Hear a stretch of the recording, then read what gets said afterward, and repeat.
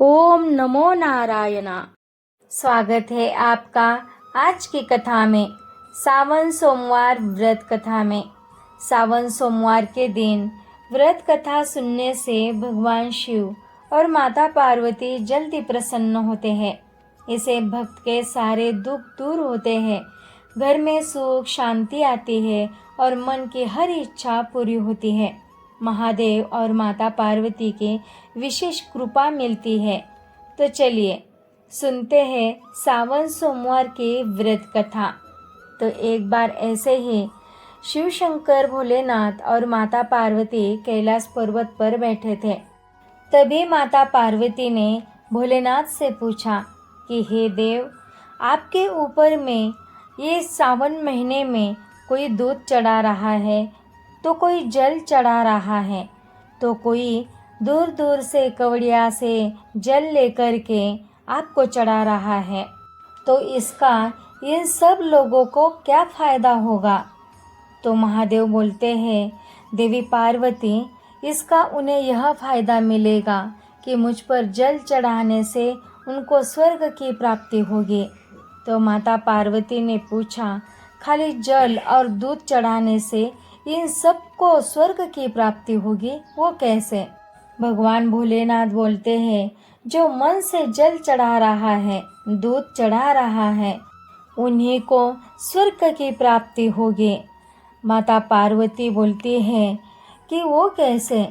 भगवान भोलेनाथ बोलते हैं, चलो मैं तुम्हें प्रत्यक्ष दिखा देता हूँ।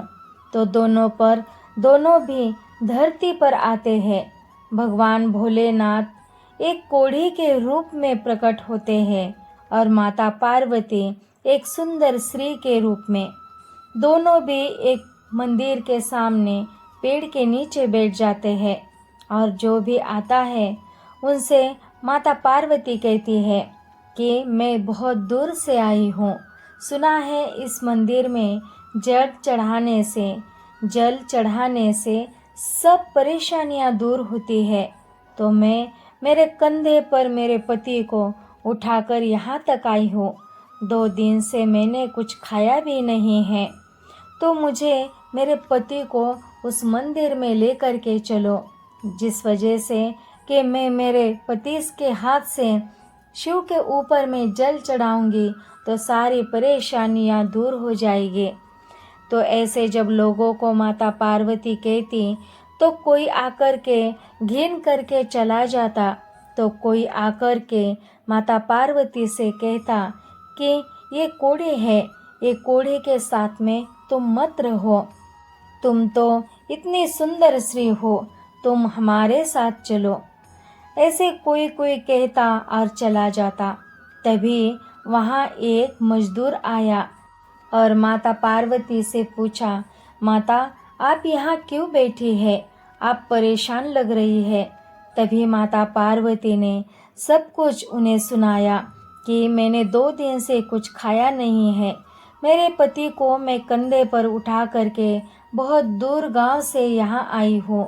सुना है इस मंदिर में जल चढ़ाने से सब परेशानियाँ दूर होती है, तो अतः आप मेरे पति को कंधे पर उठाकर मंदिर में ले चले। तभी मजदूर कहता है, कोई बात नहीं माता, मेरे माँ ने मुझे 4 रोटी दी थी, पहले आप ये रोटी खा लीजिए और बाद में हम मंदिर में चले जाएंगे।